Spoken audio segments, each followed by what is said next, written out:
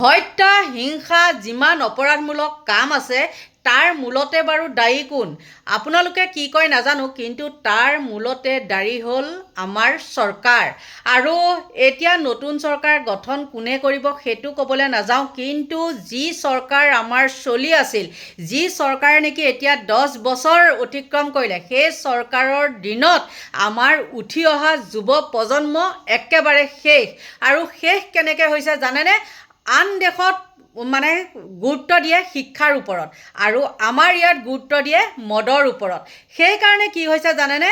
সকলো government school বন্ধ কৰি সেইবিলাক ঠাইত যি নেকি আগতে স্কুলসমূহৰ ওচৰত পাণ দোকান এখন নাথাকে, বা অইনখিনিতো বাদেই, পাণ দোকান নাথাকে বুলিয়ে ক'লোঁ, মদৰ চদৰ কথাটোতো মই বাদেই দিছোঁ, কিন্তু এতিয়া স্কুল কলেজৰ ওচৰত মদৰ দোকান, ৱাইন শ্বপ, সেই গাঁৱত যে চুলাই বেচে সেইবিলাকত তেওঁলোকে কি কৰিবলৈ যায়?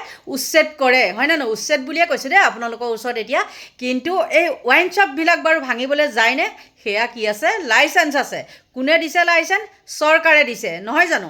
কিন্তু আজি এটা মই আপোনালোকক কথা কওঁ, হৃদয় বিদাৰক ঘটনা। এই ঘটনাটো ঘটিছে গহপুৰত। আজিৰ পৰা 2 দিনৰ আগত ঘটিছে। তাৰপিছত কি হৈছে? নিজ পিতৃয়ে নিজৰ পুত্ৰক হত্যা কৰিছে, আৰু হত্যা কৰিবলৈ বাধ্য। কাৰণ কি? 3-4 দিন মানুহ ঘৰক থাকিবলৈ দিয়া নাই। তাৰ আগতেওতো একফালৰ পৰা বোলে তেওঁলোকৰ প্ৰতিবেশীয়ে মানে এক গাড়ী মটৰ আদি কৰি ভাঙি চিঙি বেছি কৰি চুৰমাৰ, মুঠতে ড্ৰাগছত আসক্ত, মদ খায়, আৰু ঘৰত অশান্তি কৰাৰ কাৰণে নিজৰ পিতৃয়ে নিজৰ সন্তানক কি দাৰে ঘপিয়াই হত্যা কৰিবলৈ বাধ্য হৈছে। এতিয়া আপোনালোকে কওকচোন, মদ ড্ৰাগছৰ কাৰণে কেনেকুৱা ঘটনা সংঘটিত হৈছে? ইমানেই চুৰ বৃদ্ধি হৈছে, এইবিলাকতো অপৰাধমূলক কাম বুলি কোৱাৰ লগে লগে এইটোতো যাব। ইমানেই চুৰ বৃদ্ধি হৈছে, আপোনালোকে বিশ্বাস কৰিবনে? একদম মানে সৰু সৰু বাচ্ছাৰ পৰা, 5-6ৰ বাচ্ছাৰ পৰা তেওঁলোক মুঠতে এতিয়া চুৰত লিপ্ত। চুৰ কৰে কি? একো বস্তুৱে নাথাকে, একদম চাবোল তাবোলৰ পৰা আদি কৰি কোদাল চোদাল একো বস্তু নাথাকে, মুঠতে চুৰ। না গুৱাহাটীত না গাঁৱে ভূঞে, মুঠতে চুৰ। আৰু চুৰ কৰে কিয়? ঘৰত খাবলৈ নোপোৱাৰ কাৰণে চুৰ নকৰে, এয়া চুৰ কৰে মদৰ কাৰণে, ড্ৰাগছৰ কাৰণে। আৰু ইমান বৃদ্ধি হৈ গৈছে, মুঠতে কি ক'ব, মুখ্যমন্ত্ৰীয়ে এফালে দিছে আৰু এফালে শেষ কৰি গৈছে। আৰু মদৰ দোকান বহাই বহাই এতিয়াতো পদূলিয়ে পদূলিয়ে কি হৈছে? ৱাইন শ্বপ হৈছে। আমি থকা জেগাতে আগতে দেখিছিলোঁ এখন ৱাইন শ্বপ, কিন্তু এতিয়া আপোনাৰ বৰবাৰীখনত, আমাৰ এই এৰিয়াটোত নাই কমেও 7-8খন ৱাইন শ্বপ। গতিকে চাওকচোন আপোনালোকে। আৰু এইবিলাকৰ ওপৰত গুৰুত্ব দিয়ে, হয় নে নহয়? কিন্তু কি কৰে? শিক্ষাৰ ওপৰত গুৰুত্ব নাই। স্কুটি এখন দিছে, কিবা চাইকেল এখন দিছে। আপোনালোকক এইখিনিতে আৰু এটা কথা কওঁ, স্কুলৰ যে চাইকেলসমূহ দিছে ল'ৰা ছোৱালীক, মোৰ ঘৰৰো মানুহে পাইছে, কিন্তু কি হৈছে জানেনে? আৰু মই বহুতৰ ভিডিঅ'ও দেখিছোঁ, সেই চাইকেলসমূহ চলাবও নোৱাৰে।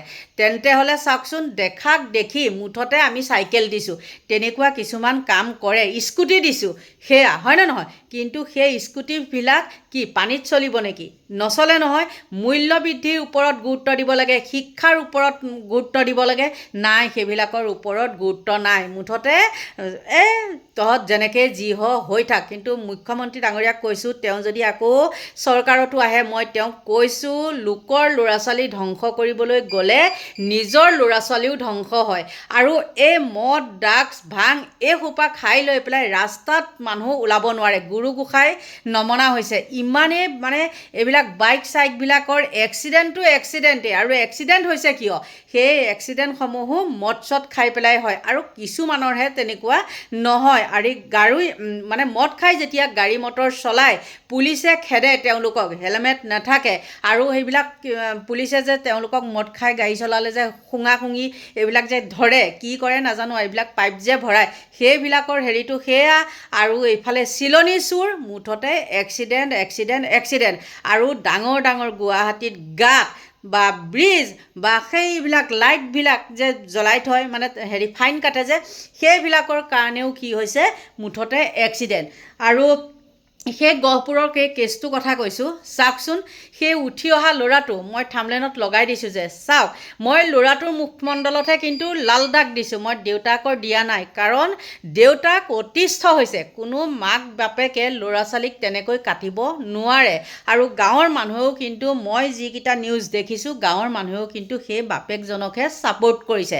আৰু যোনখন দোকানত সেই ল'ৰাটোক কামত সোমোৱাই দিছিলে যে ঘৰখন শান্তিত থাকক, নাই, সি তাতো মানে একদম শেষ কৰি দিয়ে।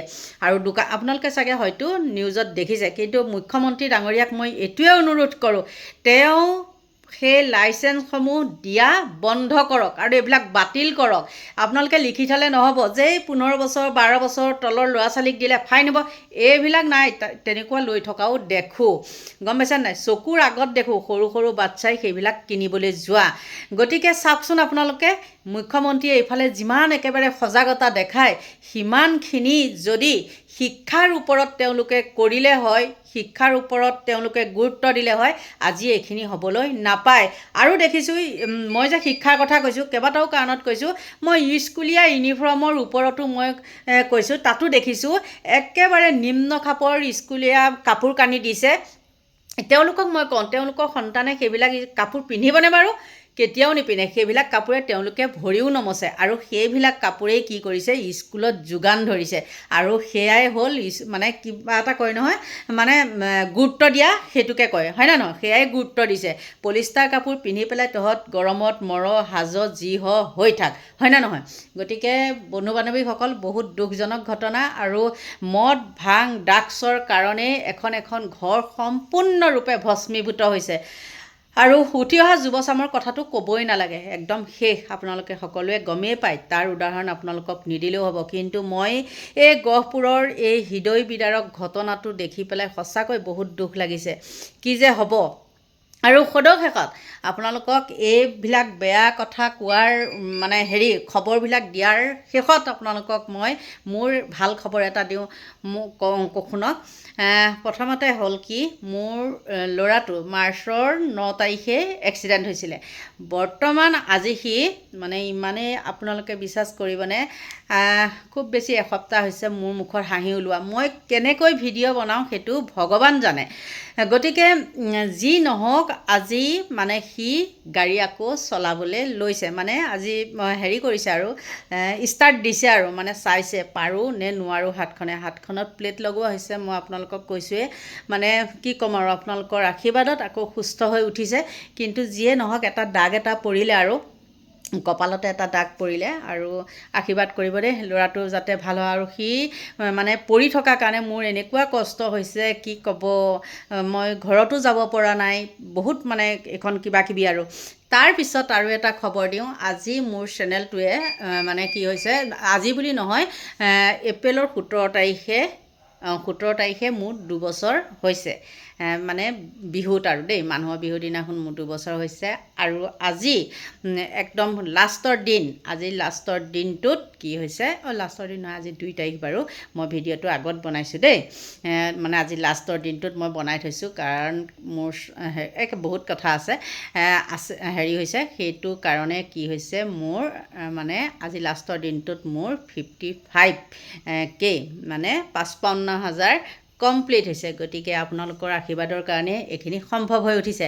গতিকে বন্ধু বান্ধৱীসকল, একে লাষ্টত আপোনালোকক 2টা ভাল খবৰ দিলোঁ। আৰু এইখিনি মই বহুত দুখৰ খবৰ দিলোঁ, গম পাইছেনে? এইবিলাক মদৰ কথা ক'লে মোৰ মনটো একদম সেমেকি উঠে। মানে আৰু কি ক'ব, মদ ড্ৰাগছৰ কাৰণে ঘৰ শেষ হৈ গৈছে বুলি কৈছোঁ। গতিকে আপোনালোকৰ পৰা এতিয়া লৈছোঁ বিদায়, বাই বাই।